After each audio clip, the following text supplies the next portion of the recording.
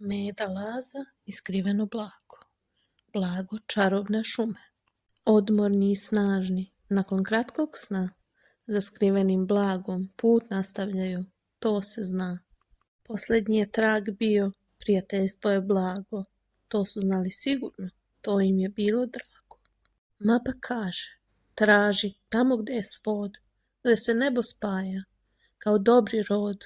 Stigli su do livade, gdje duga se vije, a pod starom jabukom nešto se krije. To nije bio kovčeg, pun dijamanata sjajnih, već velika knjiga, puna priča tajnih.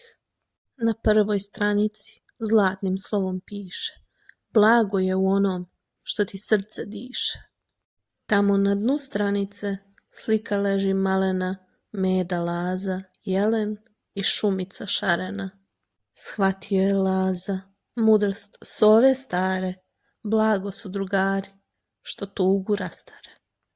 Ivo mu se osmehnu, mali Laza skoči, ova knjiga priča o radosti, sijaju mu oči.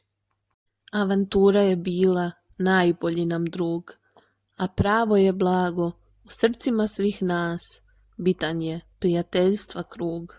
Zatvoriše knjigu, punu sjajnog znanja, od tog dana Laza pun je obećanja, da će dalje putovati, obići svijet cijeli, a sa njim da pođe, dobrodošao je svaki prijatelj smeli.